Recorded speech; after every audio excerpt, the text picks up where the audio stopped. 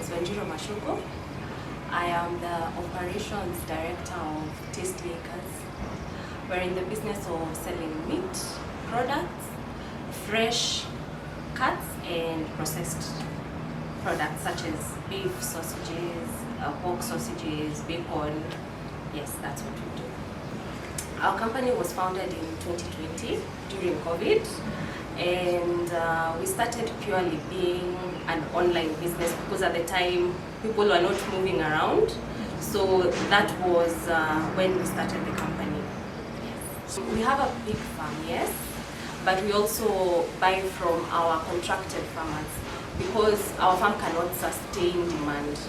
So what we have also done is contracted other farmers so that we can be getting our products from them as well when we cannot be able to get meat from our own farm. The sausages have become a staple in most homes and institutions. So what we have tried to do is to perfect the way we produce our sausages, making sure that it is nutritious as well, safe, and produced in a hygienic condition. What it entails to operate a sausage business. Number one, you need to have a very deep understanding on your clientele, know what they prefer, what they do not prefer, how they like their products. Number two, you need to be very strict when it comes to hygiene and safety standards. And number three, you need to be open to innovation. Yeah, in touch with our clients, number one. Number two, we try and factor in their preferences. So, and we really appreciate their feedback. How we market our products. Number one, mostly actually what I have seen is that we have had a lot of referrals. Like we will sell something to someone and then we'll get another client who tells us that person A referred me to you, can I have this, can I have that? So mostly we are having a lot of client referrals within themselves, and also we have been advertising our products, which we are getting a very good feedback. The challenges that we face in the market are mostly price related, because you see, especially for animals where the feeds are high, you definitely expect the meat to be high. And when you put a price increment on the product that you're selling, sometimes our clients will not understand why the prices are high. And you see, having the standards that we have, we want to maintain our high standards. So those are really the challenges that we face mostly. Yeah. As I said before, the products, how we sell them, we do home deliveries, and we have institutions where we sell our products. So we have both. We do retail and also we do bulk. Yeah. Now, the best part for bacon is we are currently selling Streaky Bacon, and we have collar bacon. So collar bacon normally comes from the front shoulders, the shoulder. We call it the shoulder. So that is where collar bacon comes from, and Streaky Bacon comes from the belly. Yes. I don't want to give you my recipe for making sausages. Yeah. But what I can tell you, what I can assure people is that our sausages are 80% meat. Yes.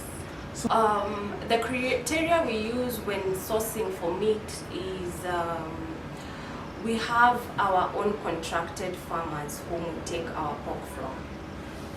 So usually what happens, you cannot just come to me and tell me you have pork you're selling and I come and take. No. First, we have our quality control manager who has to visit the farm, know what these pigs are eating, how clean is the water, how clean is the environment. That is when you will keep you under contract to be our farmer. That way we will be taking our pigs from your farm to ensure that the standards that we have for our pigs here are the same standards that you have in your farm, to ensure that the quality of meat is standard. Yes.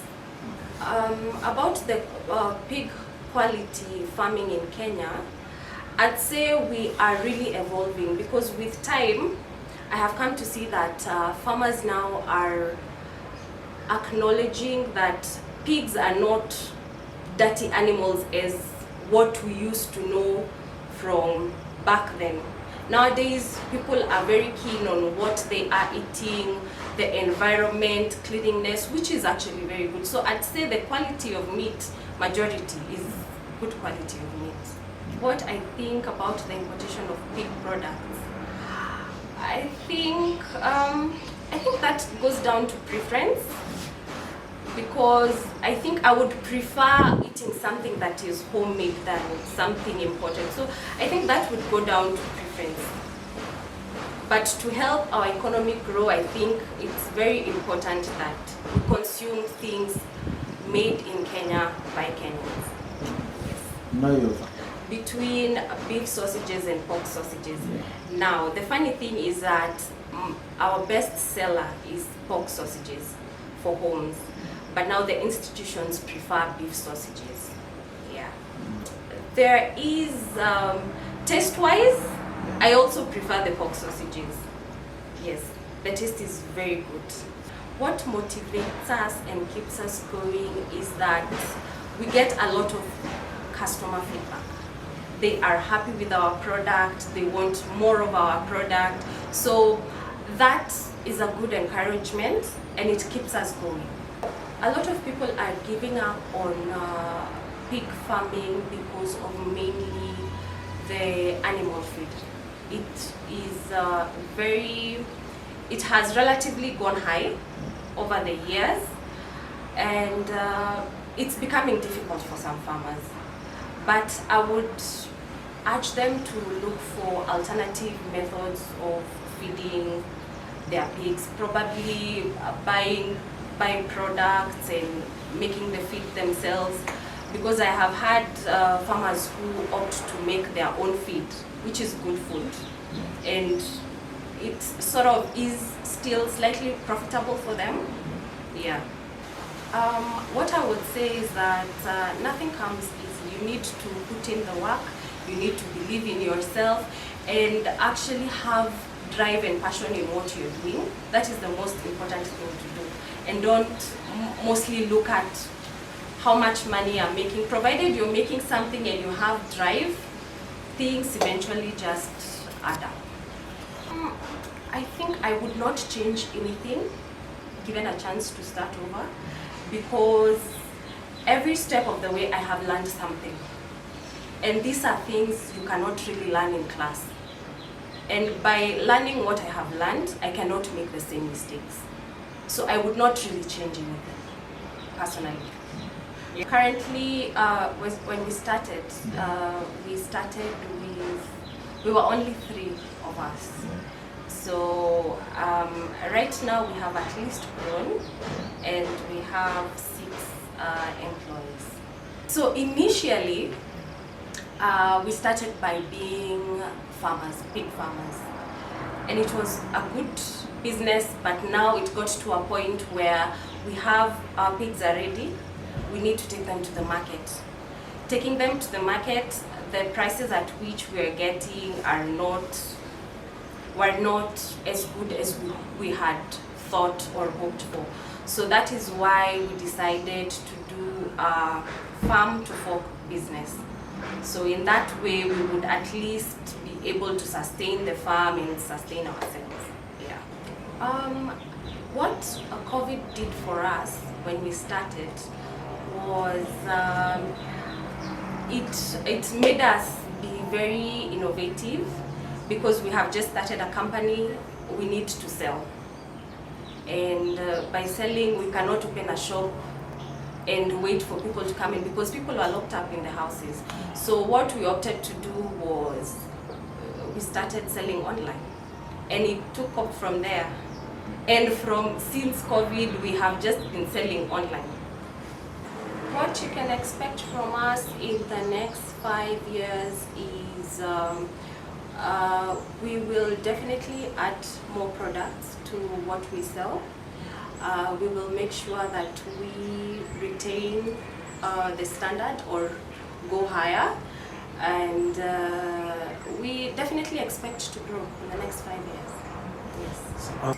How you can access our products? Okay, we have social media pages.